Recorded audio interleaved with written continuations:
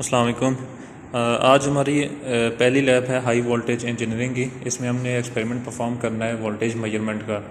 तो मैंने video lecture में डिस्कस किए हुए डिफरेंट मेथड्स वोल्टेज मेजरमेंट के। जो सबसे सिंपलेस्ट मेथड है वो है यूजिंग ट्रांसफार्मर रेशो। हमारे पास एक हाई वोल्टेज ट्रांसफार्मर है जो कि 100 किलो वोल्ट तक जनरेट करके दे रहा है। 220 वोल्ट्स इनपुट पर सप्लाई करेंगे तो 100 किलो वोल्ट्स जनरेट करके आउटपुट हमें मिलेगी सेकेंडरी साइड पर। तो हम आउटपुट V2/V1 डिवाइड करके स्टेप अप ट्रांसफार्मर है तो टर्न्स रेशो हम निकाल सकते हैं। तो एक तो हम ऑप्शन ये है कि हम इनपुट वोल्टेज मेजर करें और उसको टर्न्स रेशो से मल्टीप्लाई करें तो आउटपुट वोल्टेज हमें मालूम हो जाएगी। दूसरा तरीका ये है कि हम कोई मेजरिंग डिवाइस लगाएं। अब मेजरिंग डिवाइसेस मुख्तलिफ़ किस्म की हो सकती हैं। वोल्टेज डिवाइडर्स भी यूज़ कर सकते हैं, इलेक्ट्रोस्टैटिक मीटर्स भी यूज़ कर सकते हैं, स्फेयर गैप्स भी यूज़ कर सकते हैं, शब एंड फोर्सेक मेथड भी यूज़ कर सकते हैं। तो डिफरेंट मेथड्स हैं। तो फ़िलहाल हम ये करेंगे कि सबसे पहले इसकी कैलकुलेशन करेंगे कि टर्न्स रेशो कितनी है, और सेकेंडली हम ये इसमें देखेंगे कि वोल्टेज डिवाइडर्स जो हम यूज़ कर रहे हैं वो कैसे यूज़ करने हैं। तो फ़िलहाल हमने ट्रांसफार्मर को कनेक्ट किया हुआ है, इसके साथ एक कैपेसिटर लगाया हुआ है। ये हाई वोल्टेज कैपेसिटर है, मेजरिंग के तौर पे इसको यूज़ करेंगे। इसका काम ये है कि ये आउटपुट पे वोल्टेज डिवाइडर के तौर पे काम करेगा। अगर इसकी बॉटम पर देखें तो इसके सीरीज़ में एक और छोटा कैपेसिटर लगा हुआ है जिसकी कैपेसिटेंस की वैल्यू इस बड़े कैपेसिटर से ज़्यादा है। इस कैपेसिटर को हम वोल्टेज डिवाइडर के तौर पे यूज़ कर रहे हैं, और इसका जो दूसरा नाम होता है इसका हम कैपेसिटिव वोल्टेज ट्रांसफार्मर भी कहते हैं। अब इसका मकसद क्या है? ये छोटा कैपेसिटर बड़े वाले कैपेसिटर के साथ सीरीज़ में कनेक्टेड है। तो जब सीरीज़ में कनेक्टेड होंगे तो वोल्टेज डिवाइडर का रूल अप्लाई होगा, और जिसकी इम्पीडेंस ज़्यादा होगी तो उसके ऊपर वोल्टेज ड्रॉप ज़्यादा आ जाएगा, जिसकी इम्पीडेंस कम होगी उसके ऊपर वोल्टेज ड्रॉप कम आएगा। तो जो हमारे पास फ़िलहाल जो बड़े वाला कैपेसिटर है, जो जिसको मेजरिंग कैपेसिटर कह रहे हैं, मेजरिंग कैपेसिटर की इम्पीडेंस ज़्यादा है क्योंकि उसकी कैपेसिटेंस कम है। अगर हम फार्मूला यूज़ करें इम्पीडेंस का तो Z=1/J⍵C। तो जिसकी कैपेसिटेंस कम है उसकी इम्पीडेंस ज़्यादा मिलेगी हमें। तो ये जो मेजरिंग कैपेसिटर है इसकी कैपेसिटेंस कम है, इसकी इम्पीडेंस हमें ज़्यादा मिलेगी। और जो छोटा कैपेसिटर है उसकी कैपेसिटेंस ज़्यादा है और उसकी वोल्टेज रेटिंग कम है, लेकिन उसकी इम्पीडेंस हमें कम मिलेगी क्योंकि इम्पीडेंस के फार्मूले के मुताबिक इसकी कैपेसिटेंस हम ज़्यादा पुट करेंगे तो इम्पीडेंस हमें कम मिलेगी। अब हो ये रहा है कि ये जो कैपेसिटिव वोल्टेज ट्रांसफार्मर है, मैंने वीडियो लेक्चर में इसके बारे में डिस्कस किया हुआ है, ये कैसे काम करता है। तो ये हमें लो वोल्टेज सिग्नल जनरेट करके देगा। इस लो वोल्टेज सिग्नल को हम मेजर कर रहे हैं। इसके साथ हमने केबल कनेक्ट की हुई है और ये सीधी हमारे पैनल तक जा रही है। पैनल में हमारे वोल्ट मीटर के साथ कनेक्टेड है। तो वोल्ट मीटर के ऊपर हमें AC सिग्नल मेजर होकर नज़र आ जाएगा। वोल्ट मीटर पर हमारे पास ऑप्शन हैं वोल्टेज डिवाइडर की सेटिंग्स की। हम वहाँ पर वोल्टेज डिवाइडर की रेशियो सेट कर सकते हैं और वो हमें रीडिंग्स वहाँ से मेजर करके दे देगा। ये हमारा सारा कंट्रोल पैनल है। इसके ऊपर डिफरेंट किस्म के मीटर्स अवेलेबल हैं। सबसे पहले तो हमने की स्विच को ऑन करना है। की स्विच को ऑन किया तो सब इसके मीटर्स में हमें रीडिंग वगैरह शो होने लग जाएंगी। और ये हमारे पास इमरजेंसी स्विच है। इमरजेंसी स्विच को चेक कर लें कि ये ओपन पोजीशन में है, अगर ऑफ होगा तो कोई एक्सपेरिमेंट परफॉर्म नहीं होगा।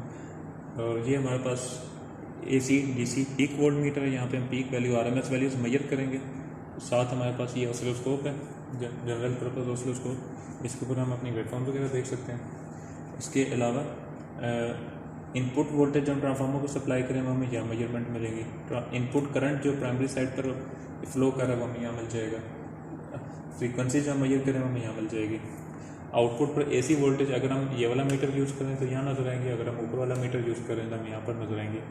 टेम्परेचर ह्यूमिडिटी मीटर हमने लगाया हुआ है, ये हमें नेक्स्ट आगे आने वाले एक्सपेरिमेंट्स में यूज़ आएगा।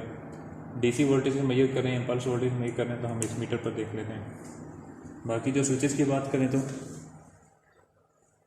अगर हम स्विचेस की बात करें तो हमारे पास मेन पावर के स्विचेस हैं, ऑफ ऑन। यहाँ से हम पावर ऑन कर लेंगे और वोल्टेज रेगुलेटर के थ्रू हम वोल्टेजेस को कंट्रोल करेंगे, वोल्टेज अप वोल्टेज डाउन।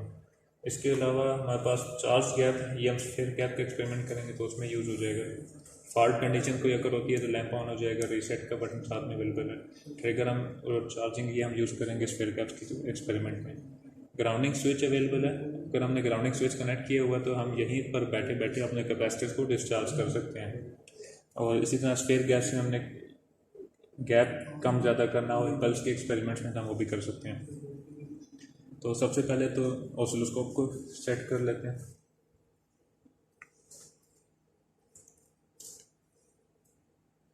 ठीक है,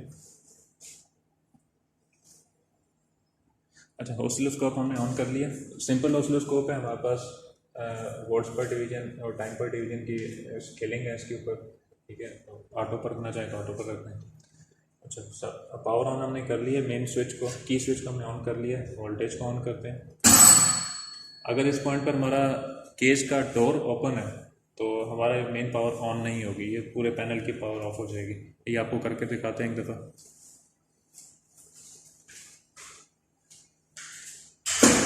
जी अभी हमने डोर, केज के डोर को ओपन कर दिया, तो आपके कंट्रोल पैनल में मीटरिंग विंडोज तो ऑन है लेकिन पैनल की जो पावर है वो सब डिस्कनेक्ट हो गई है। जब तक आपका केज वापस क्लोज नहीं होगा पावर वापस नहीं आएगी। अब आपकी पावर वापस आ चुकी है। और इसमें प्रोटेक्शन और भी, अगर हमने ग्राउंडिंग स्विच लगाया हुआ है और वोल्टेज हमने काफ़ी ज़्यादा सेट किए हैं, जैसे ही पावर डिस्कनेक्ट होगी, केज का डोर ओपन होगा तो ऑटोमेटिकली वोल्टेज को कम करके ज़ीरो पर ले जाएगा और हमारे इक्विपमेंट को ग्राउंड कर देगा, ताकि जो अगर कोई बंदा गलती से एंटर हो भी गया without switching off the panel तो उसको कोई अंदर जाके नुकसान ना हो। अभी हम पावर ऑन करते हैं। हमारा मेन मकसद है इसके अंदर हमने वोल्टेज मेजर करना है using peak volt meter. Voltage आपका बटन दबाएंगे, वोल्टेज को वोल्टेज रेगुलेटर से वोल्टेज कंट्रोल करेंगे।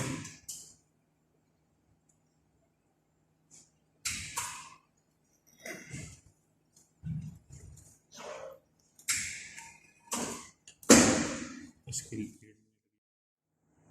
अच्छा अभी हम टेस्टिंग करने लगे हैं, वोल्टेज मेजरमेंट्स करेंगे। फ़िलहाल हम मीटर यूज़ करें जो कि पैनल का इंटरनल मीटर है। इनपुट वोल्टेज हम बढ़ाते जाएंगे और आउटपुट वोल्टेज हम मेजर करेंगे। हमने करना यह है कि डिफरेंट इंटरवल्स पर इनपुट वोल्टेज की रीडिंग लेंगे और अगेंस्ट आउटपुट वोल्टेज मेजर करेंगे और चेक करेंगे कि हमारी टर्न्स रेशियो के मुताबिक वोल्टेज ठीक आ रही है या नहीं आ रही। अगर हम कैलकुलेशंस करें, हमारी आउटपुट वोल्टेज जो है वो 100 किलो वोल्ट है और इनपुट वोल्टेज हमारी है 220।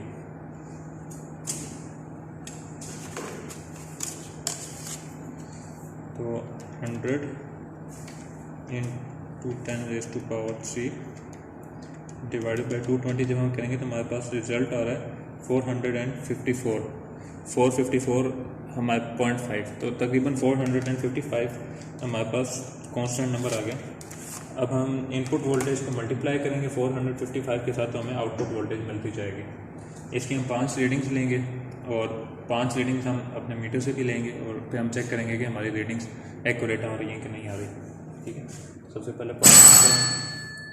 वोल्टेज आपका बटन हम दबाते जाएंगे तो वोल्टेज रेगुलेटर इन प्राइमरी की इनपुट वोल्टेज बढ़ाता जाएगा और उसी के अगेंस्ट हमें सेकेंडरी की आउटपुट वोल्टेज यहाँ पर मिलती जाएगी।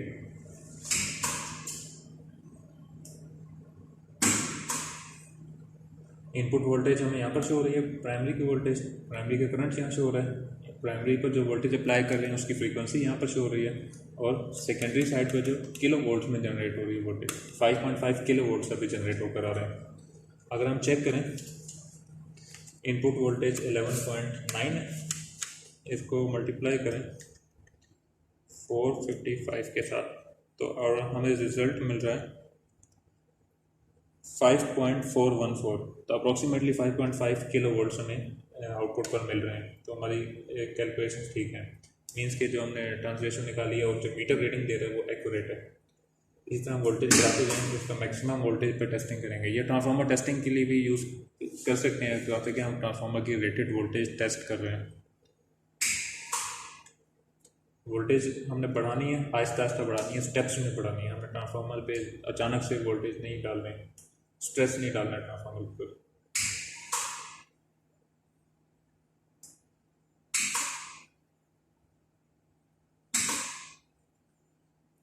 जो फर्स्ट रीडिंग है वो आपने लेनी है 44 वोल्ट्स पर इनपुट वोल्टेज है 44 और उसके अगेंस्ट आउटपुट वोल्टेज मिलेंगे, वो हम मेजर कर लेंगे।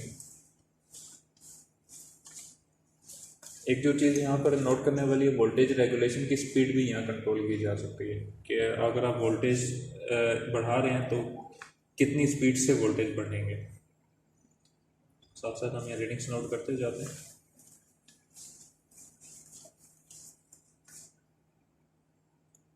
मैनुअल में अगर आप देखेंगे तो आपको एक जगह नज़र आएगा स्टेप नंबर 6 पर V2/V1, तो आपकी टर्न्स रेशियो वहाँ पर आ जाएगी, वो हमने कैलकुलेट किया 455।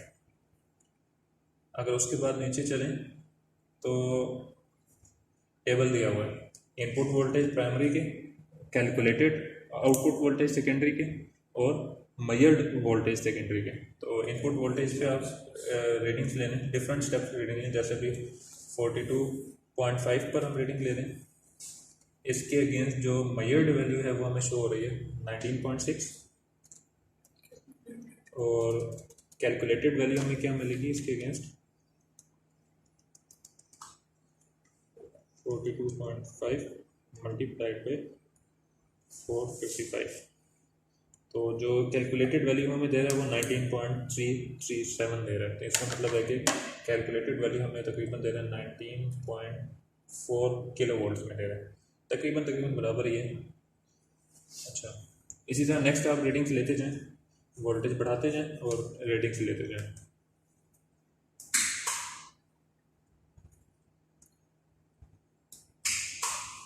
मैंने वोल्टेज रेगुलेटिंग की स्पीड काफ़ी ज़्यादा कम की हुई है, तो अब जो स्टेप्स इंक्रीमेंट होगा वो आहिस्ता आहिस्ता से होगा। तो वो हमारी कंट्रोल में है कि हम कितनी ज़्यादा स्टेप साइज रखना चाहते हैं, कितना ज़्यादा इंक्रीमेंट देना चाहते हैं।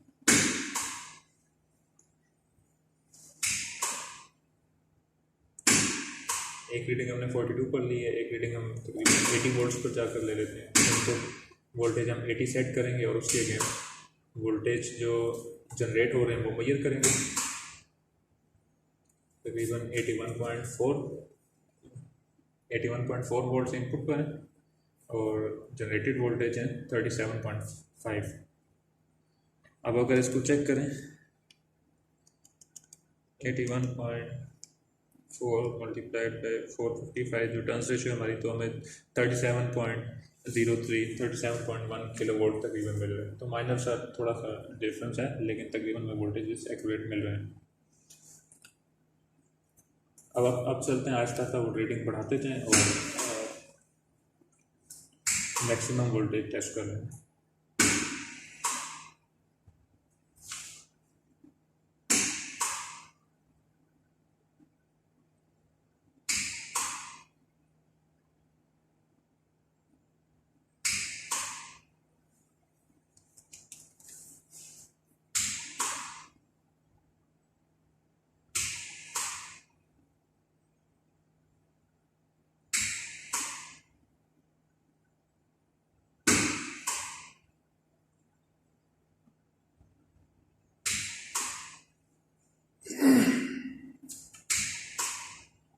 आपने टेबल फिल करना है, तो टेबल में आप दरमियान में 4-5 वैल्यूज़ फिल करेंगे। फॉर डेमोन्स्ट्रेशन पर्पसेज मैंने सिर्फ 2 वैल्यूज़ मेजर की हैं और एक फाइनल वैल्यू मेजर करूँगा रेटेड वैल्यू पर जाकर।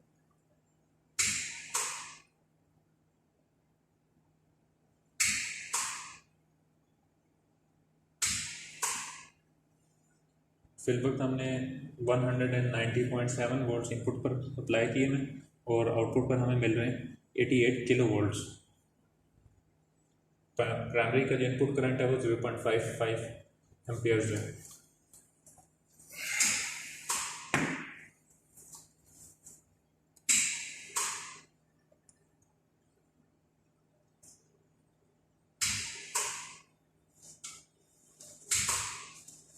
तो ये हमारा ट्रांसफार्मर अभी मैक्सिमम रेटिंग पर काम कर रहा है और इस कंडीशन में हमने इसको ज़्यादा देर ऑपरेट नहीं करना।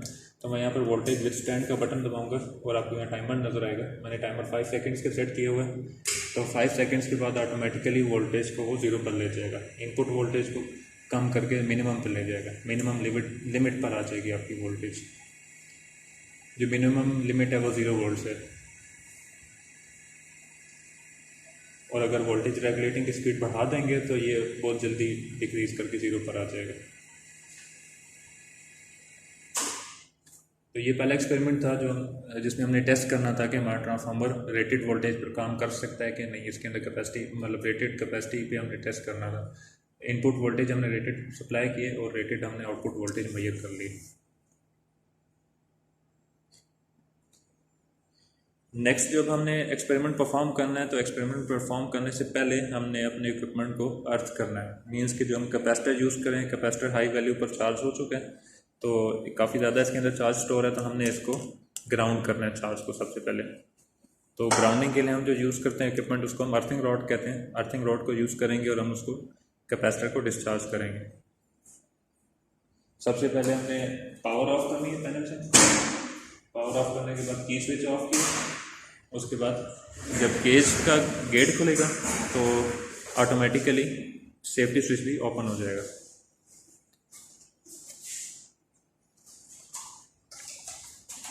अब अर्थिंग करते हुए आप लोगों ने बहुत ज़्यादा एहतियात करनी है कि सबसे पहले तो ग्लव्स आपने पहने हुए होने चाहिए, रबर ग्लव्स, ताकि कोई इलेक्ट्रिक शॉक का खतरा ना रहे।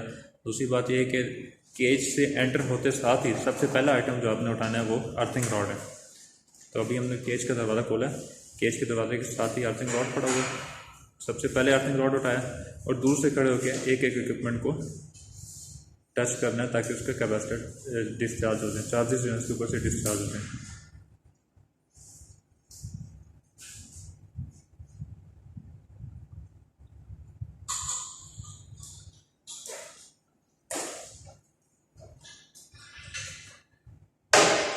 अब जब हमने इसको डिस्चार्ज कर लिया, अब कोई हमने रीअसेंबली करनी है, किसी सर्किट में कुछ चेंजिंग्स करनी है, तो हम अर्थिंग रॉड को इसी तरह कॉन्टैक्ट पोजीशन में छोड़ देंगे और अपना सर्किट में जो भी चेंजिंग्स करनी है वो चेंजेस करेंगे। उसके बाद इसको यहाँ से दोबारा डिस्कनेक्ट कर लेंगे। अच्छा, तो अभी हमने मीटर चेंज कर दिया। पहले जो मेजरमेंट्स ले रहे थे वो पैनल के मीटर के थ्रू ले रहे थे, अब हम मेजरमेंट्स ले रहे हैं एक्सटर्नल मीटर के थ्रू, जिसको हम AC DC peak volt meter कह रहे हैं। इसकी बैक साइड पर कनेक्शन लीड है, जो लीड पहले हमने इस मीटर के साथ लगाई हुई थी वही लीड उठा के हमने यहाँ पर लगा दी है। और ये AC और DC ऑटोमेटिक सिलेक्शन कर लेता है, मीन्स के हमें इसको बताना नहीं पड़ता कि इनपुट सिग्नल किस टाइप का है। अभी हम सेकेंडरी साइड पर वोल्टेज मेजर कर रहे हैं, तो यहाँ पर हमारे पास ऑप्शन अवेलेबल है, हम पीक वोल्टेज मेजर करना चाहें और RMS वोल्टेज मेजर करना चाहें तो ये हम यहाँ से कर सकते हैं। इसके अलावा यहाँ पर होल्ड के ऑप्शन अवेलेबल है। जब हम इम्पल्स एक्सपेरिमेंट करेंगे तो वैल्यू को सेव करने के लिए हम ये यूज़ कर सकते हैं।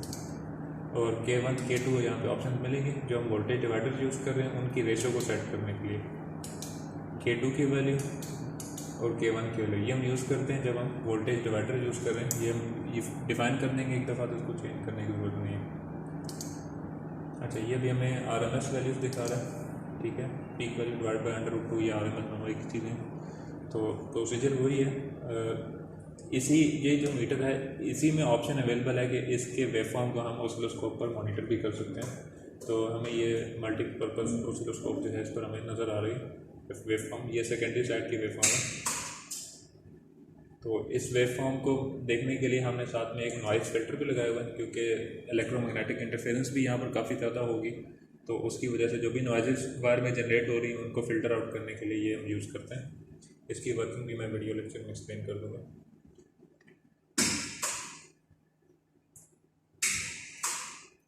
तो आप सेट करें।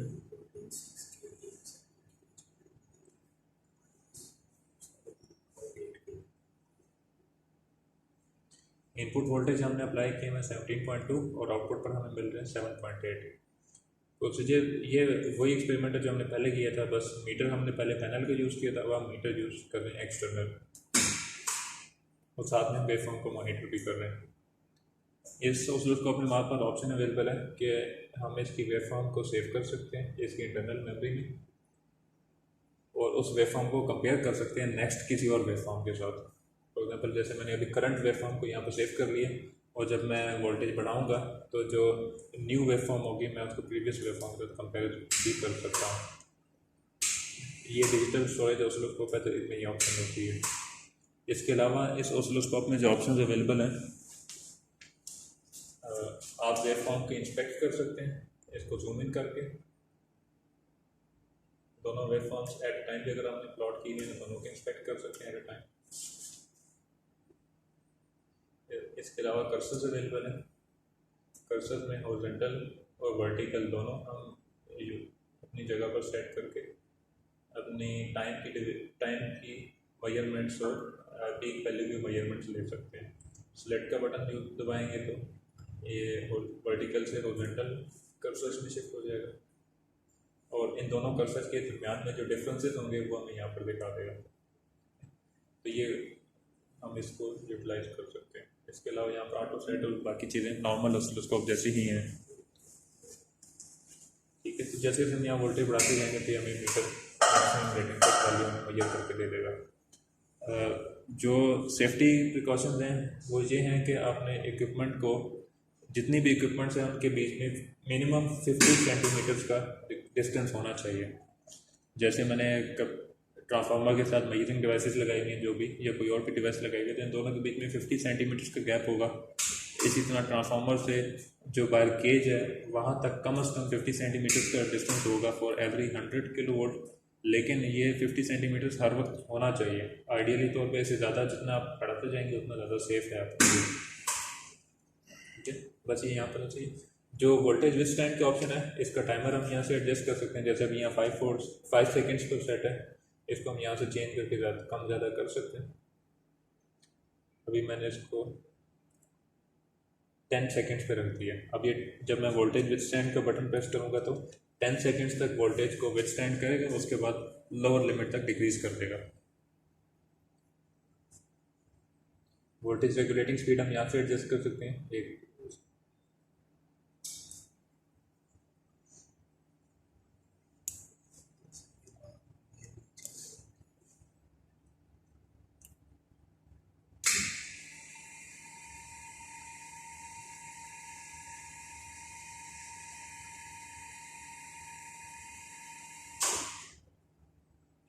तो अभी ये लोअर लिमिट पर है, इनपुट वोल्ट 0.9 है और इसके अगेंस्ट आउटपुट पर वोल्टेज मिल रहा है वो हमें 445 वोल्ट्स मिल रहे हैं।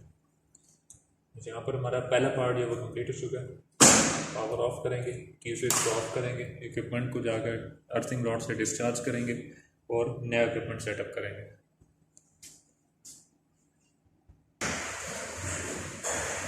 अच्छा, केज का डोर ओपन किया तो सबसे पहले जो चीज़ आपने पिकअप करनी है वो है अर्थिंग रॉड।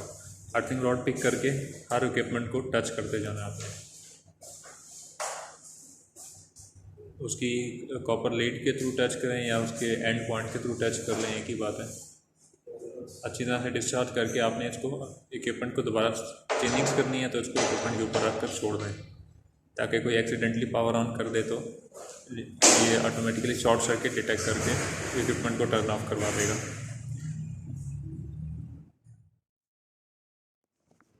अच्छा, अभी जो हमने एक्सपेरिमेंट टैच किया हुआ ये सेकंड पार्ट है जिसमें हम स्फीयर गैप्स के थ्रू वोल्टेज मेजरमेंट्स करेंगे। इसके अंदर जो इक्विपमेंट इन्वॉल्व है वो सबसे पहले जो ट्रांसफार्मर है, ट्रांसफार्मर के पैरेलल में हमने मेजरिंग कैपेसिटर कनेक्ट किया हुआ है, जिससे हमने पहले पार्ट में कनेक्ट किया हुआ था, ताकि हमें पता चलता रहे कि हमारी वोल्टेज जनरेट कितनी हो रही है। ठीक है, वरना वैसे तो आपने टेबल के थ्रू टेबल से देखनी है वोल्टेजेस। दूसरी चीज़ जो है वो कनेक्टिंग रॉड है। कनेक्टिंग रॉड के साथ हमने अर्थिंग रॉड कनेक्ट किया हुआ ताकि कंटिन्यूसली इन कॉन्टैक्ट रहे ये। तीसरी चीज़ जो के साथ कनेक्टेड है वो है connecting cup. Connecting cup attach किया हुआ इसके साथ। कनेक्टिंग कप के थ्रू हमने जो अपना इक्विपमेंट है स्पार्क गैप मेजरमेंट या स्फीयर गैप मेजरमेंट के लिए इक्विपमेंट कनेक्ट किया हुआ है। इसमें वादा ये है कि इसमें हम रिमोटली अपने पैनल पर बैठ के स्फीयर्स का जो गैप है वो कंट्रोल कर सकते हैं, कम ज़्यादा कर सकते हैं। इसके अलावा इसके ऊपर भी बटन अवेलेबल हैं अप डाउन के, तो हम यहाँ से इसका गैप कम ज़्यादा कर सकते हैं। सबसे पहले तो हमने इसकी अलाइनमेंट करनी है। अलाइनमेंट मतलब कि हम यहाँ पर कुछ डिस्टेंस एडजस्ट सेट करेंगे और उसके मुताबिक इनके दरमियान डिस्टेंस को, गैप को एडजस्ट करेंगे। इसको टाइट या लूज़ करके हम इनका गैप एडजस्ट कर सकते हैं। ठीक है, तो सबसे पहले मैं आपको इलेक्ट्रोड्स दिखा देता हूँ। डिफरेंट इलेक्ट्रोड्स जो हमारे पास हैं, ये प्लेन इलेक्ट्रोड है। ठीक है, ये देखने में कुछ इस तरह का है। ये प्लेन इलेक्ट्रोड है, बड़े साइज़ का है। इसी तरह इस प्लेन इलेक्ट्रोड छोटे साइज़ में भी अवेलेबल है। ये छोटे साइज़ का प्लेन इलेक्ट्रोड है। ये इलेक्ट्रोड्स की एक्सटेंशंस हैं। ये रॉड इलेक्ट्रोड है या सिलेंड्रिकल इलेक्ट्रोड है। ये पॉइंट इलेक्ट्रोड है। ठीक है, इसकी पॉइंट शेप होती है। ये स्फीयर इलेक्ट्रोड है।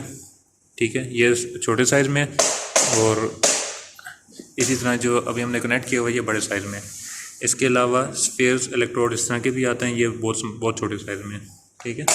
अब हमने मेजरमेंट्स लेनी है, गैप से एडजस्ट करना है, तो गैप एडजस्ट करने के लिए कुछ इस तरह की हमने स्ट्रिप्स बना कर रखी हुई हैं।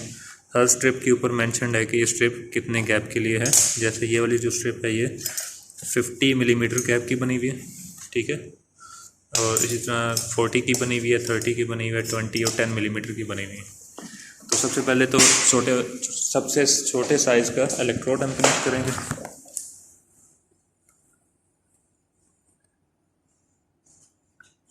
इनको उतारेंगे पहले।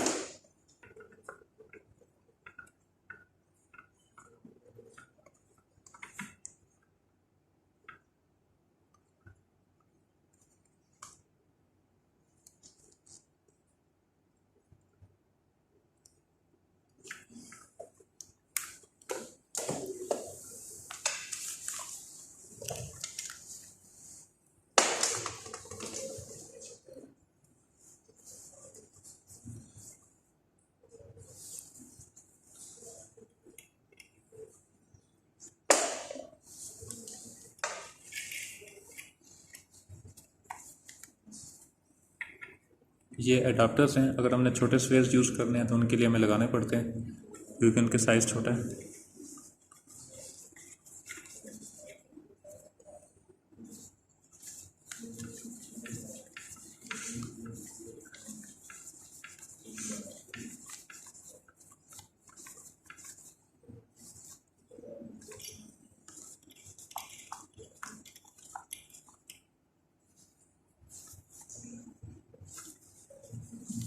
ठीक ठीक।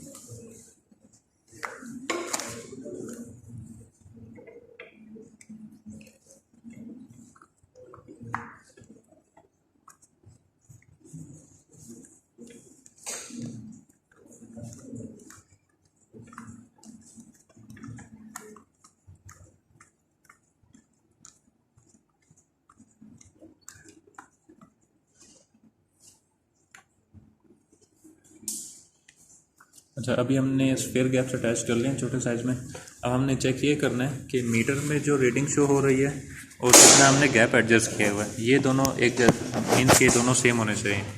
तो इसका तरीका ये है कि इसको हम जो स्ट्रिप्स बनाई हुई हैं उनके डिस्टेंस तक एडजस्ट करेंगे। फॉर एग्ज़ाम्पल इसको मैं 30 मिलीमीटर्स पर रख लूँ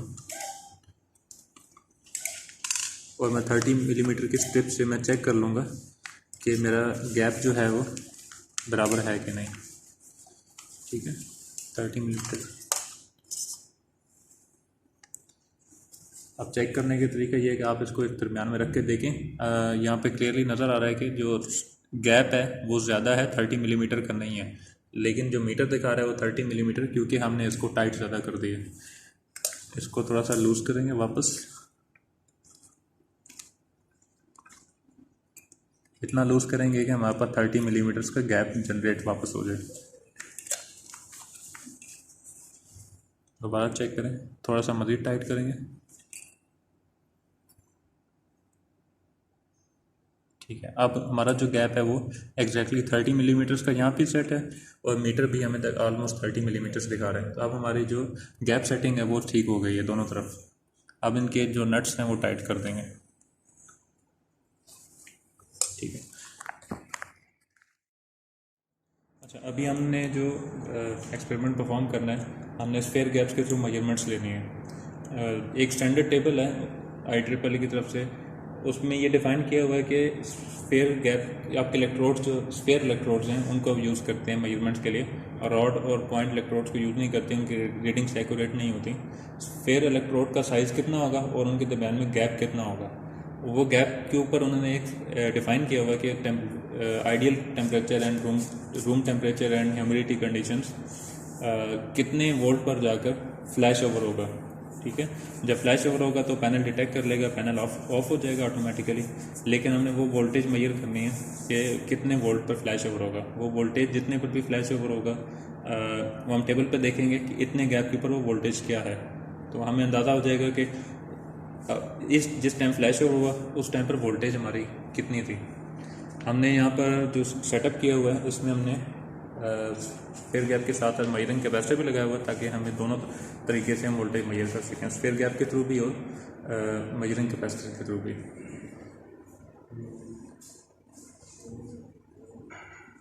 अब स्फीयर गैप का जो डिस्टेंस है वो कम ज़्यादा कैसे करना है, हमारे पास चार्ज गैप के यहाँ पे ऑप्शन दी हुई है। हम यहाँ से इंक्रीज और डिक्रीज के बटन यूज़ करके उनका डिस्टेंस कम ज़्यादा कर सकते हैं।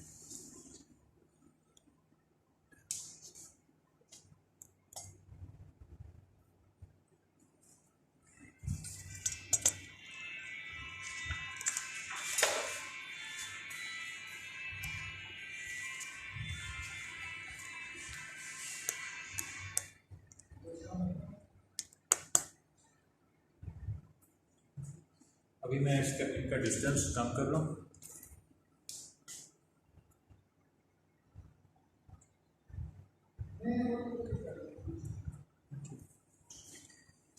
मैं इनका डिस्टेंस एडजस्ट कर रहा हूँ। जो पहली रीडिंग हमने लेनी है वो 10 मिलीमीटर्स पर जाकर लेनी है, ठीक है। हम 10 मिलीमीटर एडजस्ट करेंगे यहाँ पर और फिर देखेंगे कि फ्लैश ओवर कब होगा। टेबल में जाकर हम अगर रीड करें तो 10 मिलीमीटर के अगेंस्ट उन्होंने डिफाइन किया हुआ है कि लेट्स सपोज फ्लैश ओवर होगा 10 किलो वोल्ट पर। तो जिस टाइम पर फ्लैश ओवर होगा हमें ये पता चल जाएगा कि अब जो वोल्टेज थी इस टाइम पर वो 10 किलो वोल्ट थी जिस पर फ्लैश ओवर होगा। तो ये एक वोल्टेज मेजरमेंट्स का तरीका है। हमने साथ साथ मेजरिंग कैपेसिटर भी लगाया हुआ है, तो हम टेबल की वैल्यूज़ के साथ साथ मेजरिंग कैपेसिटर को वेरीफाई भी कर सकते हैं। यहाँ पर आपकी जो वैल्यूज़ हैं वो चेंज भी हो सकती हैं। फॉर एग्जांपल अगर आपका रूम टेम्परेचर ऊपर नीचे होता है या ह्यूमिडिटी लेवल कम ज़्यादा होता है तो आपकी जो वोल्टेज की वैल्यूज़ आएंगी वो चेंज भी हो सकती हैं स्टैंडर्ड टेबल से। तो उसका सोल्यूशन क्या है? तो उसका सोल्यूशन ये है कि हमने फिर एक करेक्शन फैक्टर कैलकुलेट करना होता है। उसमें हम टेम्परेचर और ह्यूमिडिटी का फैक्टर काउंट करते हैं और वो करेक्शन फैक्टर कैलकुलेट करके हम मतलब मीन्स की कैलिब्रेशन करते हैं कि हमारे कंडीशन के मुताबिक फ्लैश ओवर की वोल्टेज क्या है, ठीक है। वो एक दफ़ा हम डिफाइन कर लें तो फिर हमें पता चल जाएगा कि अब जितनी दफ़ा भी फ्लैश ओवर होगा उसके अगेंस्ट उसके पीछे वोल्टेज कितनी होगी, ठीक है, वो हमें पता चल जाएगा। अभी हम उसको पावर ऑन करते हैं।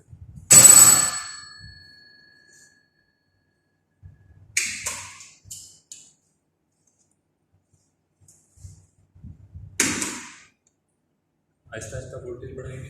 गैप तकरीबन 10 मिलीमीटर्स पर रखना है। एग्जैक्टली इसको कैलिब्रेट करना तो मुश्किल होता है, लेकिन तकरीबन हम एडजस्ट कर लेंगे।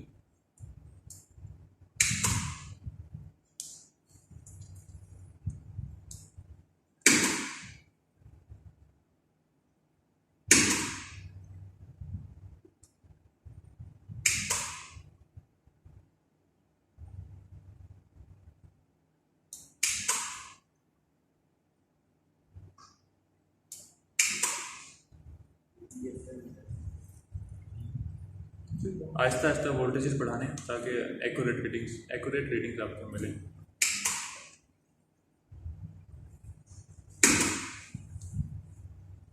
हम डिफरेंट टाइप ऑफ इलेक्ट्रोड्स के ऊपर यही टेस्ट परफॉर्म करेंगे, बिहेवियर देखेंगे कि अगर इलेक्ट्रोड का साइज बढ़ा दें या उसकी शेप चेंज कर दें तो हमारे फ्लैश और वोल्टेज पर क्या इफेक्ट होगा। 19.7। ठीक है, अभी हमने 10 मिलीमीटर्स का गैप रखा था और फर्स्ट रीडिंग हमारे पास आई है 19.7 किलो वोल्ट्स। अगेन हम गैप इंक्रीज करेंगे 20 मिलीमीटर्स, 5 रीडिंग्स हमने लेनी।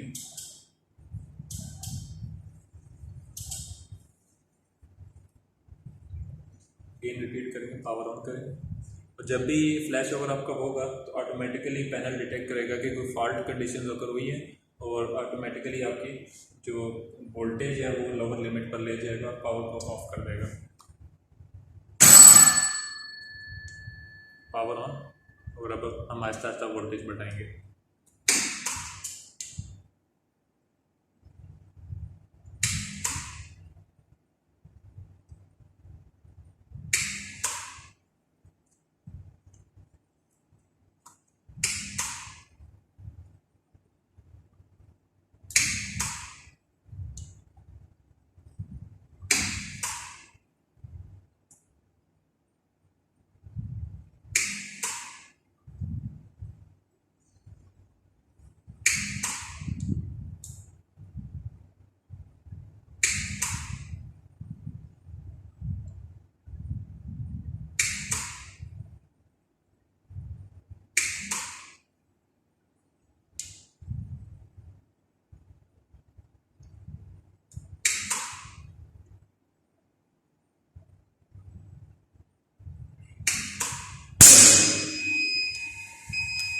37.125।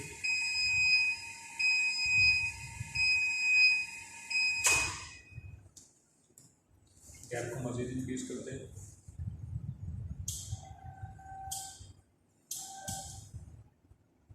ऑलमोस्ट 30 मिलीमीटर्स पर एडजस्ट करेंगे उसको। Power on. अब आहिस्ता आहिस्ता वोल्टेज बढ़ाएंगे। जितना ज़्यादा गैप होगा उतनी ज़्यादा वोल्टेज अप्लाई करनी पड़ेगी। और जिस टाइम पर फ्लैश ओवर होगा तो हम टेबल में जाकर देखेंगे कि इतने गैप के अगेंस्ट क्या वोल्टेज होने चाहिए थे आइडियल कंडीशंस पर जिन पर फ्लैश ओवर होगा। तो हम जाकर टेबल में लिखा होगा कि आपने 30 मिलीमीटर का गैप रखा हुआ है और स्फेयर का साइज़ बताया होगा मिलीमीटर्स में कि ये आपका स्फेयर का साइज़ है, तो उसके अगेंस्ट वोल्टेज लिखे होंगे। तो आप जिस टाइम पे फ्लैश ओवर होगा तो आप अपनी वहाँ टेबल में देख सकते हैं कि इस टाइम पर एग्जिस्टिंग वोल्टेज क्या थी। तो ये एक तरीका है वोल्टेज मेजरमेंट्स का।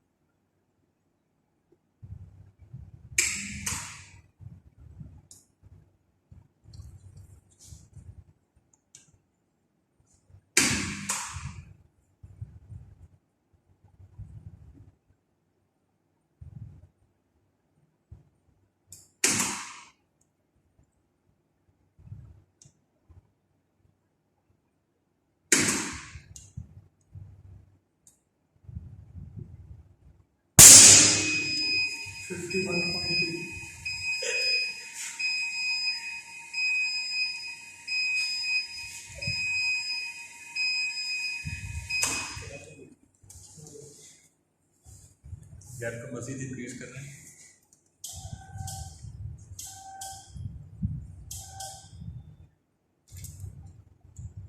Forty millimetres. Power on.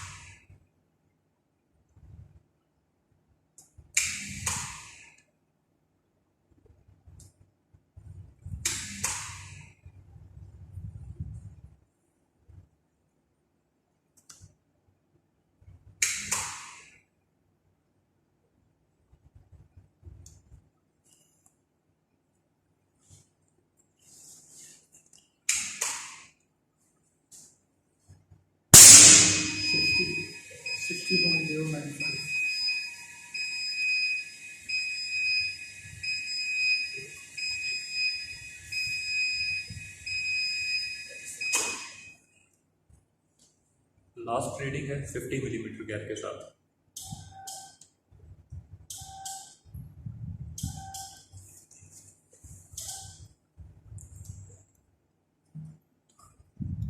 Power on.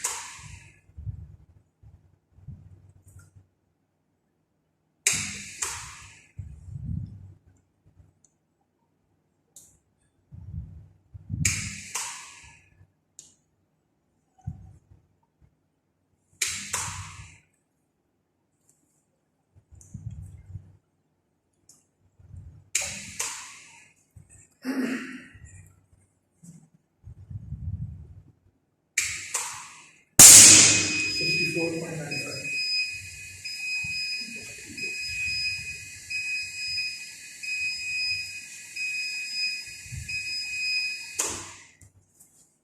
तो ये 5 रीडिंग्स हमने कंप्लीट कर ली हैं using sphere to sphere electrodes.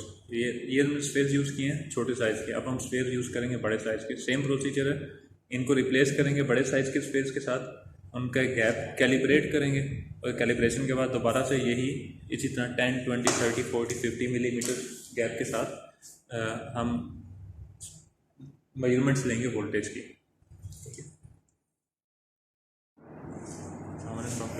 अच्छा, अभी जो हम करने लगे हैं एक्सपेरिमेंट, इसमें हमने इलेक्ट्रोड्स चेंज कर दिए हैं। पहले हमारे पास इलेक्ट्रोड्स जो लगे हुए थे वो छोटे साइज़ में, जब हमने इलेक्ट्रोड बड़े साइज़ के लगे हैं, मैं इनके रेडियस मेंशन कर दूँगा साथ। प्रोसीजर वही है, पावर ऑन करके हमने वोल्टेज और वोल्टेज तब तक बढ़ाते जाएंगे जब तक कि हमारा फ्लैश ओवर नहीं हो जाएगा, ठीक है। और डिस्टेंस की जो लिमिट रखनी है हमने सेटिंग्स रखनी है वही रखनी है, 10 मिलीमीटर, 20 मिलीमीटर, 30, 40, 50 मिलीमीटर। तो पहले डिस्टेंस कम कर रहे हैं 10 मिलीमीटर पर।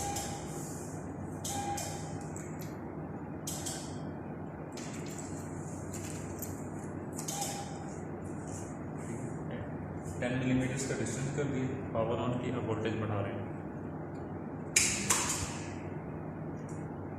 वोल्टेज रेगुलेटिंग स्पीड मैंने ज़्यादा रखी है, इसको कम कर दें ताकि वोल्टेज का स्टेप साइज कम होगा तो रीडिंग एक्यूरेट मिलेगी आपको।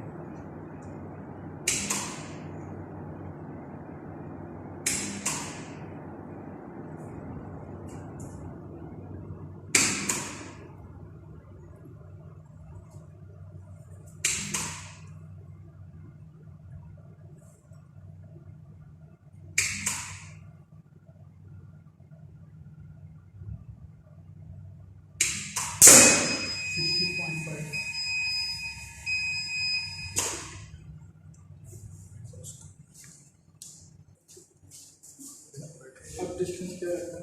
अब हम गैप इंक्रीज कर रहे हैं, 20 मिलीमीटर्स का गैप रखेंगे।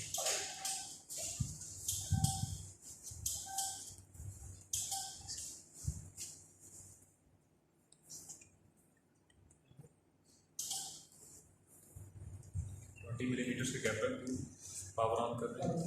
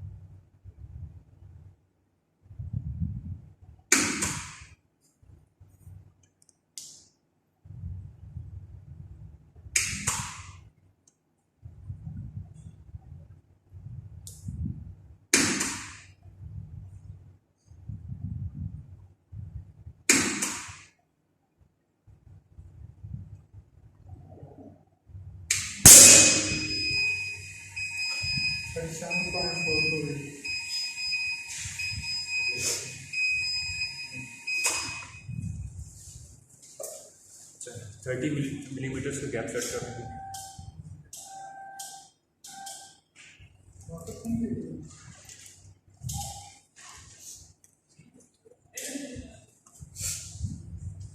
Power on.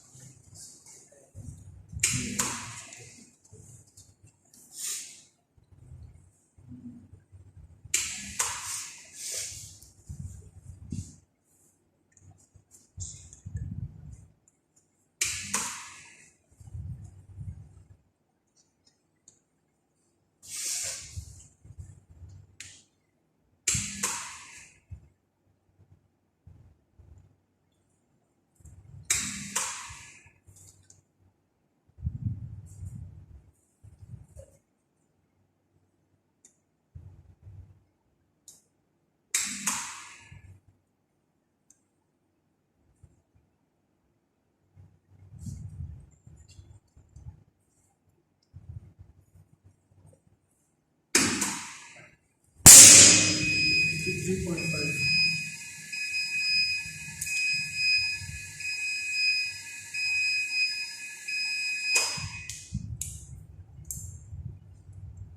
Millimetre gap.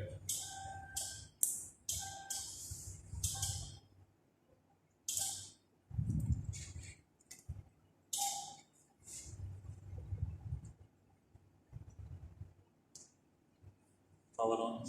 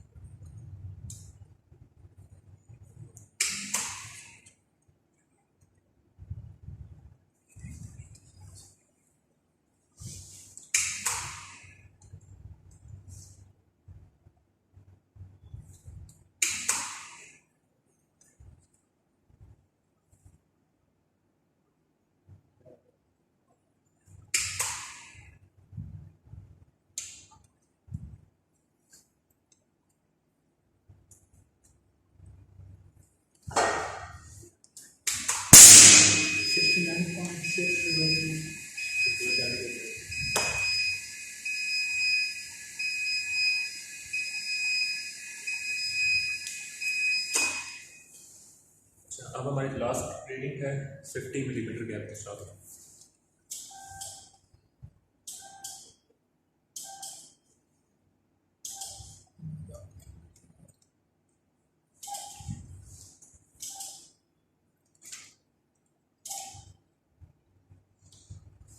Power on.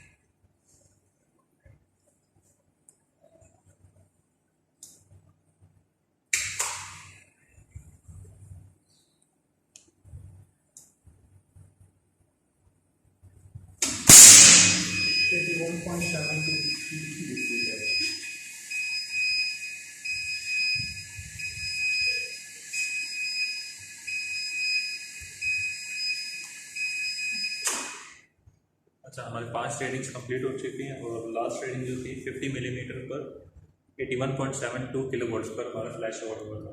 अब हम इलेक्ट्रोड चेंज करेंगे, प्लेन टू प्लेन इलेक्ट्रोड लगाएंगे, उस पर चेक करेंगे कि उस पर क्या बिहेवियर से होता है और सबसे एंड पर जाकर हम ग्राफ प्लॉट करेंगे और उन ग्राफ से कंपैरिजन करेंगे कि इलेक्ट्रोड की शेप से और उसके साइज से क्या फ़र्क पड़ रहा है फ्लैश वोल्टेजेस पर।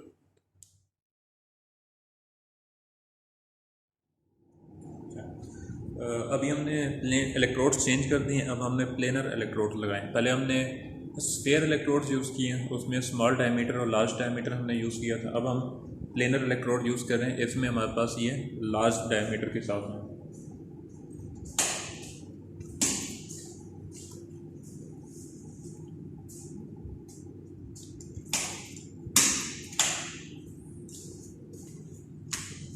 अच्छा, तो सबसे पहले हम की स्विच को ऑन करना है और उसके बाद मेन पावर ऑन करनी है।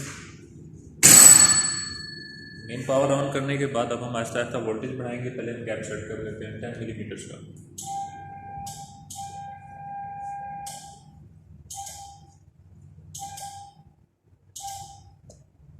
ठीक है, अब हम आहिस्ता आहिस्ता वोल्टेज बढ़ाएंगे। प्रोसीजर वही है, हम पहले फॉलो करते रहें, वोल्टेज बढ़ाते जाएंगे जब तक कि हमारे पास डिस्चार्ज फ्लैश ओवर नहीं हो जाता।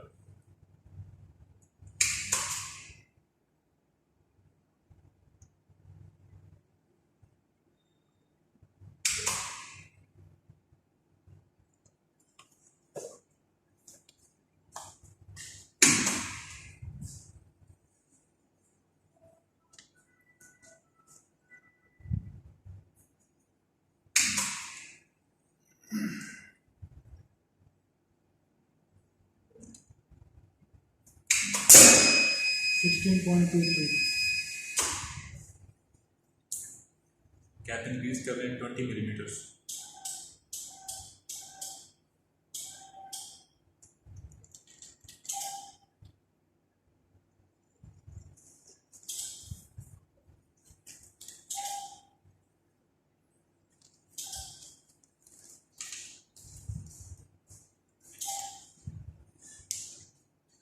सेम प्रोसीजर रिपीट करेंगे। पावर ऑन करें और आहिस्ता आहिस्ता वोल्टेज बढ़ाते जाएं।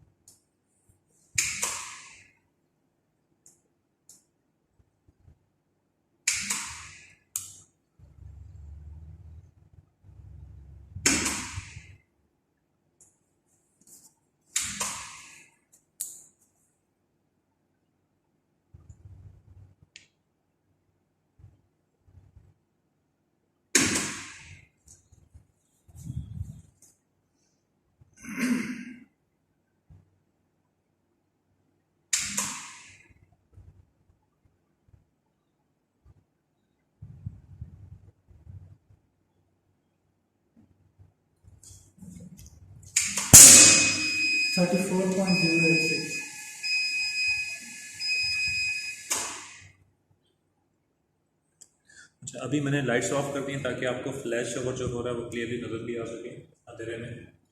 और अगर इन केस कोई कोरोना डिस्चार्ज भी होता है तो वो भी आपको यहाँ पर क्लियरली नज़र आएगा अंधेरे में, अगर वो विजुअल क्रिटिकल वोल्टेज को हमने क्रॉस कर लिया तो। 20 मिलीमीटर पर हमने रीडिंग ले लिया, अब 30 मिलीमीटर पर रीडिंग लेते हैं।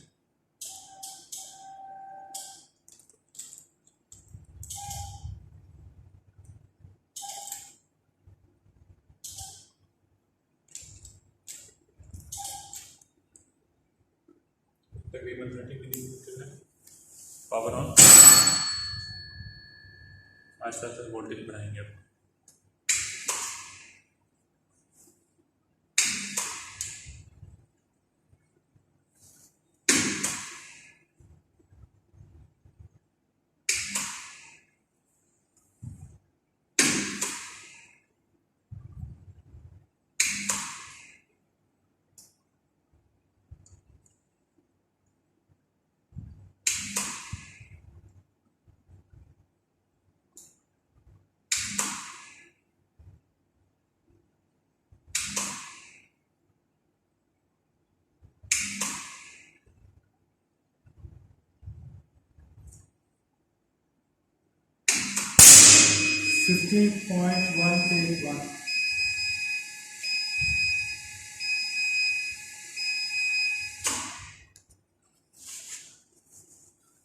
नेक्स्ट रीडिंग लेंगे 40 मिलीमीटर पर।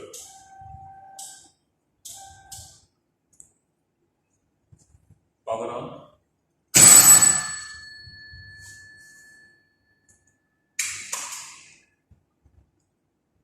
वोल्टेज बढ़ा लें आहिस्ता आहिस्ता।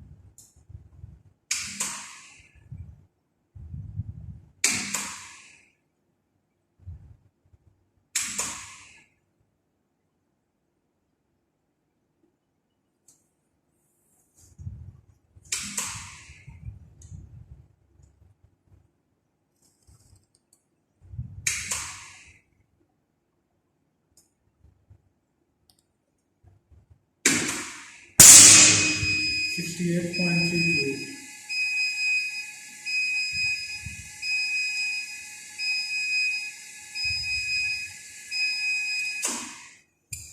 ठीक है, अब हमारी लास्ट रीडिंग रह गई है जो कि 50 मिलीमीटर्स पर है, तो वो एडजस्ट कर लेते हैं पहले डिस्टेंस।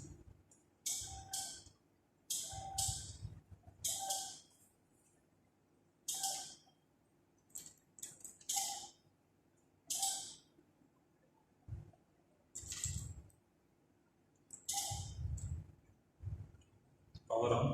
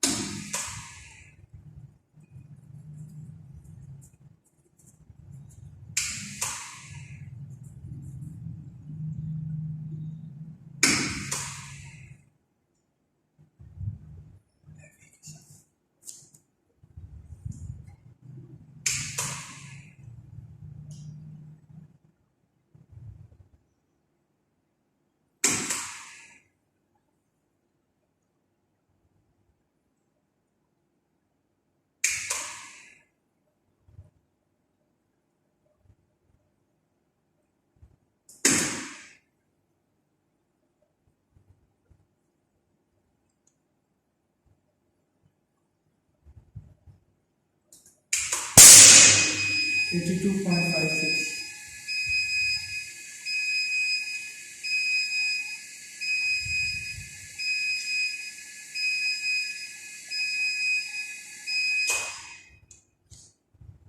ठीक है, ये हमारी 5 रीडिंग्स हो गई हैं using plane to plane electrode. अब नेक्स्ट रीडिंग हमने लेनी है पॉइंट टू प्लेन इलेक्ट्रोड की, तो वह सेटअप हम कर लेते हैं। वो ले आए ना वहाँ से, स्टूल खोल के बैठे। अच्छा, अब मैंने इलेक्ट्रोड चेंज कर दिया है पॉइंट टू प्लेन इलेक्ट्रोड पे। अब हम टेस्टिंग कर रहे हैं कि क्या इफेक्ट्स होंगे, कितने वोल्टेजेस पर जाकर ब्रेक डाउन होगा, और एंड पर जाकर कंपैरिजन के लिए ग्राफ ड्रॉ करेंगे। तो पावर ऑन कर रहा हूँ, उससे पहले गैप सेटिंग कर लें 10 मिलीमीटर्स।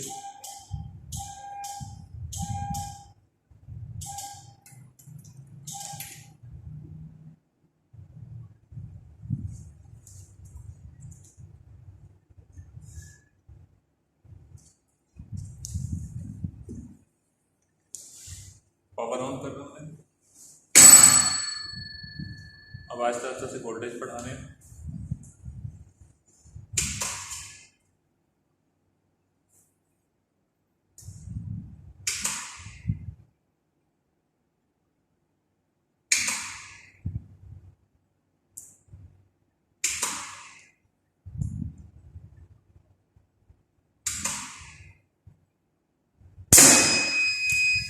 $18.142. ठीक है, सेकेंड रीडिंग एट 20 मिलीमीटर।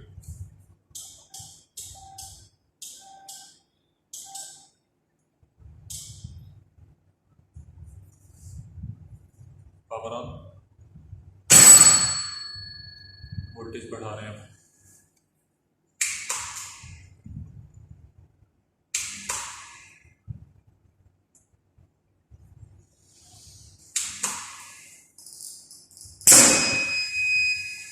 $10.606. ये रीडिंग एक दफ़ा दोबारा लेते हैं।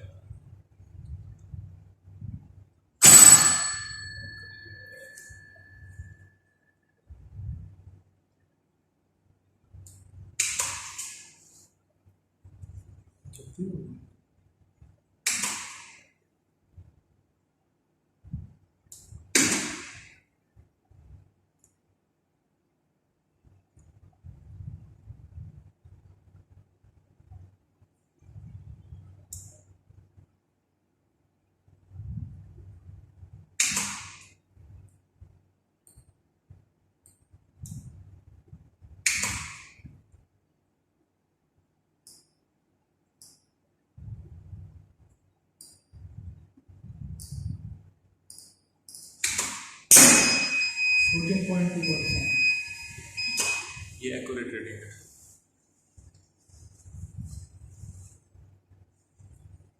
जितना वोल्टेज का स्टेप साइज स्मॉल रखेंगे उतनी एक्यूरेट रीडिंग्स मिलेंगी।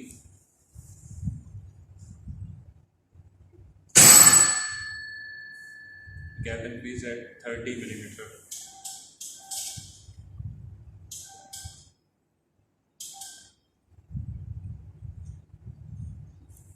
वोल्टेज इंक्रीज कर रहे हैं।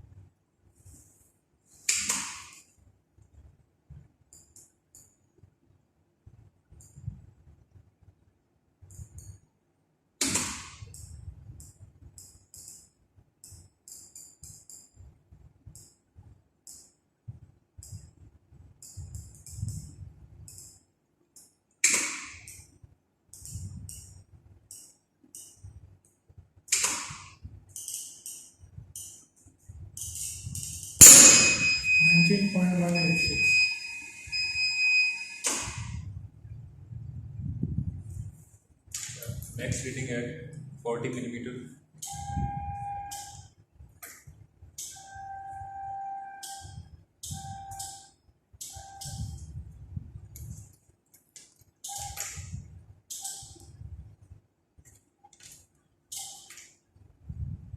Power on.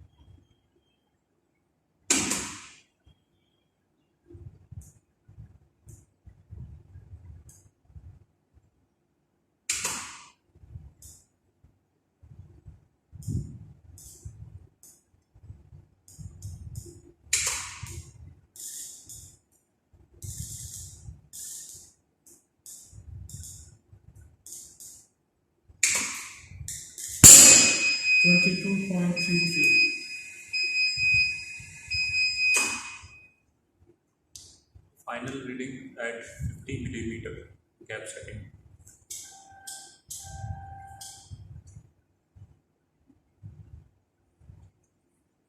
Power on.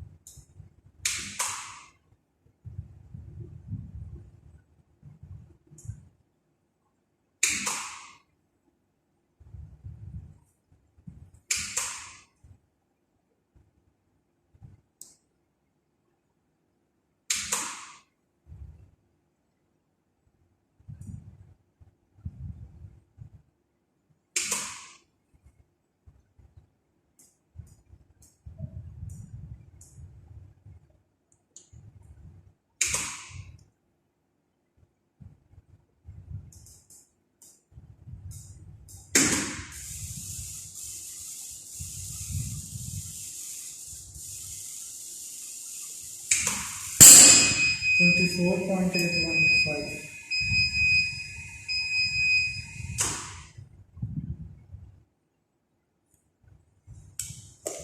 तो ये हमारा 0.2 प्लेन इलेक्ट्रोड था।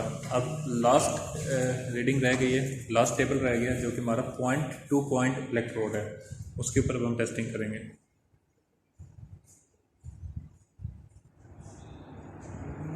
अच्छा, अभी हम कर रहे हैं 0.2 पॉइंट इलेक्ट्रोड। ठीक है। पॉइंट टू पॉइंट इलेक्ट्रोड पे बिहेवियर देखेंगे ब्रेकडाउन का। की स्विच हमने ऑन किया हुआ है, सेफ्टी डोर हमारा क्लोज है, पावर ऑन कर रहे हैं और आहिस्ता आहिस्ता वोल्टेज बढ़ा रहे हैं।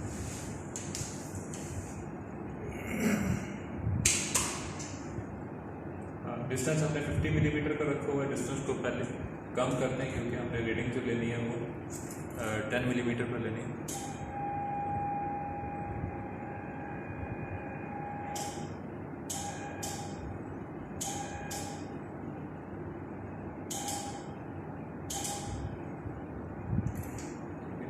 आहिस्ता आहिस्ता वोल्टेज को बढ़ाएंगे।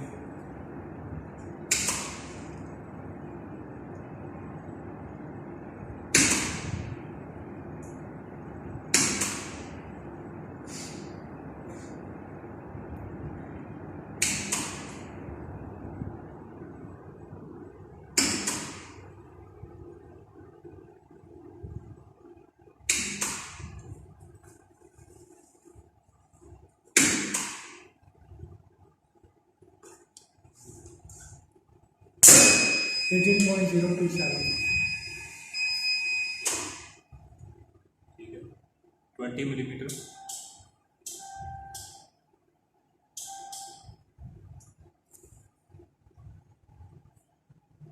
Power on.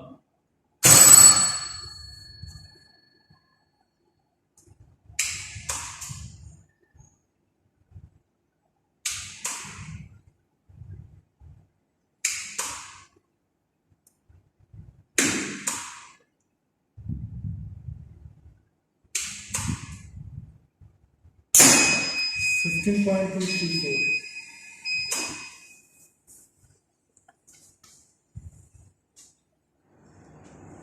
अच्छा, अभी हम कर रहे हैं point two point electrode. Distance हम सेट कर लेते हैं 10 मिलीमीटर। देखिए 10 मिलीमीटर डिस्टेंस किया है, पावर ऑन कर रहे हैं और वोल्टेज बढ़ा दिया आहिस्ता आहिस्ता।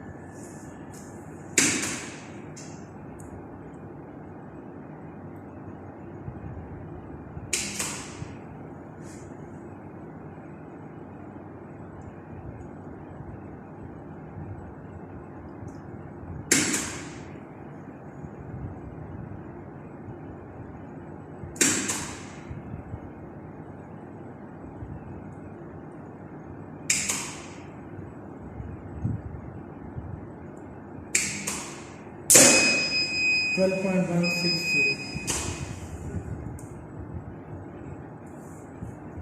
नेक्स्ट रीडिंग हम लेंगे 20 मिलीमीटर्स पर।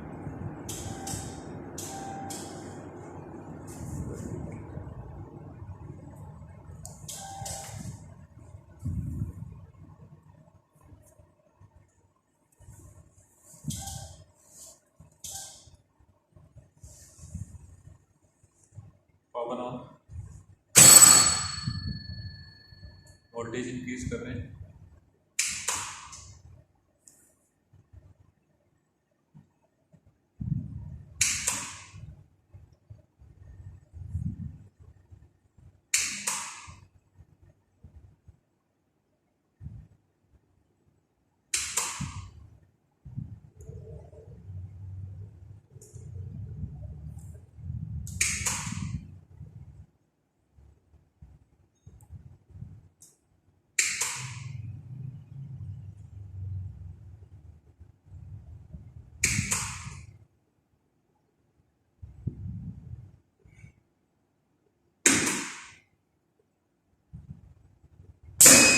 Seventeen point 627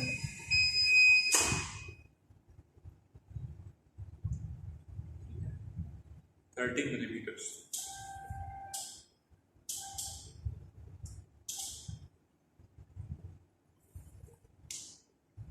power on.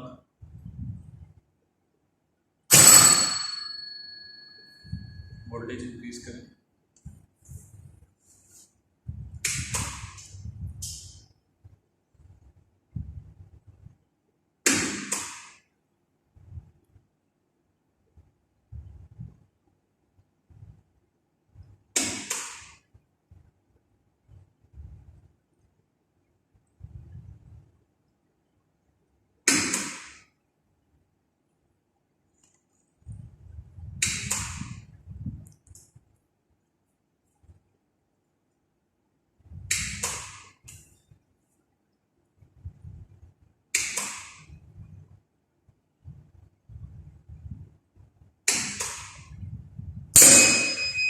17.710.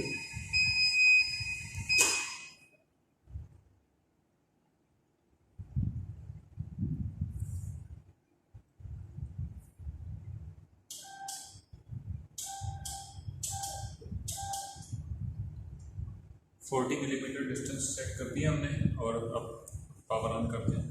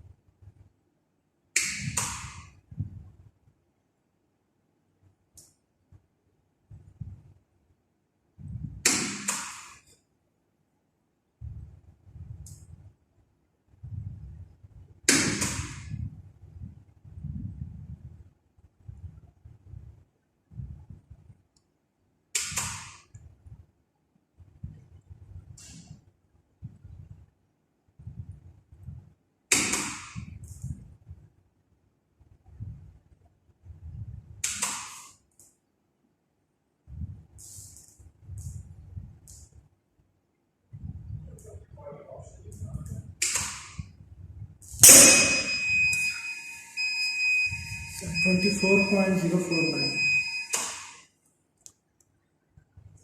अच्छा, अब हमारी लास्ट रीडिंग रह गई है। आज के एक्सपेरिमेंट की आखिरी रीडिंग है।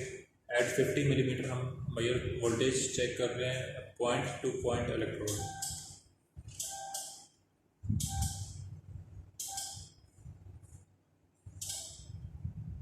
ठीक है, 50 मिलीमीटर गैप सेट कर लिया हमने और पावर ऑन कर रहे हैं और आहिस्ता आहिस्ता से वोल्टेज बढ़ा रहे हैं।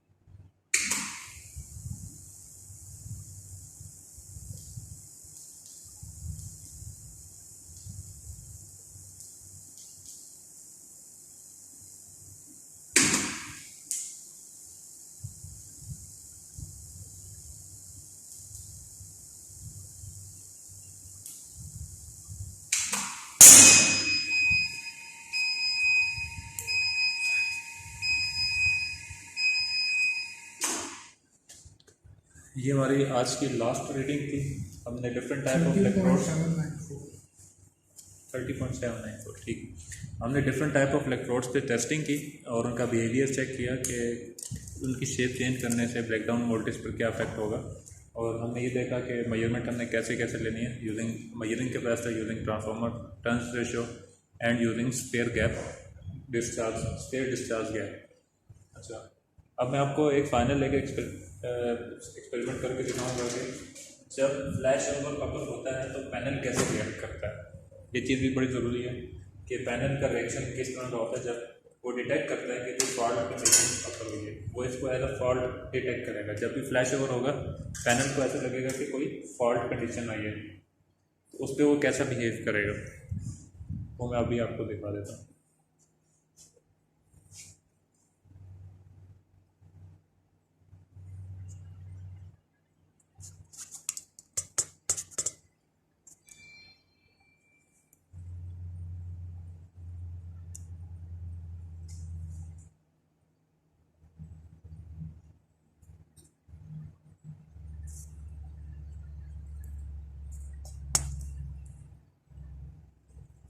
ठीक है, सबसे पहले तो हमारे पास जो वोल्टेज सिलेक्शन की सबसे पहले तो हमने पावर ऑन करनी है। पावर ऑन करने के बाद वोल्टेज रेगुलेटर से हमने वोल्टेज अप या वोल्टेज डाउन करने हैं, और उसके साथ साथ हमने चार्जिंग गैप जो हमने अभी स्फीयर गैप इलेक्ट्रोड्स के बीच में जो गैप्स था वो हमने सेट करना है। यहाँ पे हमारे पास ऑप्शन है इंक्रीज़ और डिक्रीज़, ठीक है। तो हम यहाँ से स्फीयर का गैप सिलेक्ट कर सकते हैं, ठीक है। उसके बाद हमने क्या करना है, पावर को ऑन करना है। पावर ऑन करने के बाद हमने आहिस्ता आहिस्ता से वोल्टेज बढ़ाना है। जो भी वोल्टेज हमने ये वाला मीटर कनेक्ट किया हुआ है तो इस पर हमें वोल्टेजेस मिलेंगे किलो वोल्ट्स में जो भी होंगे। यहाँ पर इनपुट वोल्टेज मिलेंगे, यहाँ पर इनपुट करंट मिल जाएगा, यहाँ पर हमें फ्रीक्वेंसी मिल जाएगी, ठीक है। तो आहिस्ता आहिस्ता से वोल्टेज बढ़ाएंगे। मैं आपको पहले दिखा चुका हूँ कि ब्रेकडाउन अगर होता है तो इक्विपमेंट पे ब्रेकडाउन फ्लैश ओवर कैसे होता है। अब मैं आपको पैनल का बिहेवियर दिखा रहा हूँ कि पैनल कैसे रिएक्ट करता है।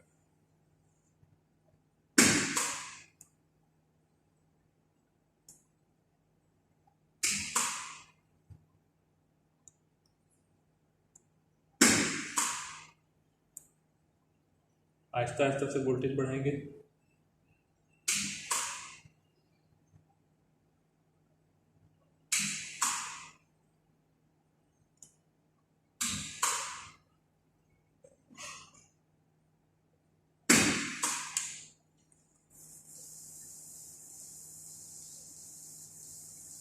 इनपुट वोल्टेज हमारे 58 है और सेकेंडरी साइड पे वोल्टेज हमारे पास 26 है किलो वोल्ट्स। अभी देखिए कि जब फ्लैश ओवर होगा तो एक वो फॉल्ट की एलईडी में इंडिकेशन आपको दिखाएगा, दूसरा ऑटोमेटिकली वोल्टेज को ड्रॉप डाउन करता जाएगा, 0 पर ले आएगा।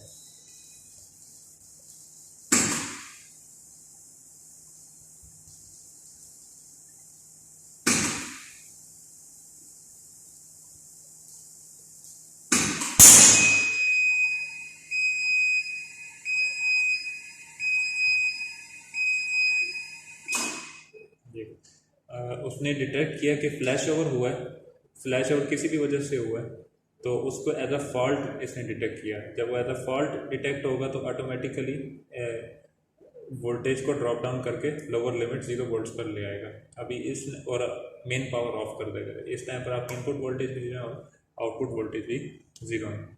तो ये एक्सपेरिमेंट था। मैं आपको टेबल्स सेंड कर दूंगा और साथ में ग्राफ भी सेंड कर दूंगा, तो आपने कंपैरिजन उसमें से कंक्लूजन निकालना है कि किस इलेक्ट्रोड के डायमीटर और उसके शेप से क्या अफेक्ट कर रहा है। यहाँ पर आज का हमारा एक्सपेरिमेंट कंक्लूड हो गया। Thank you.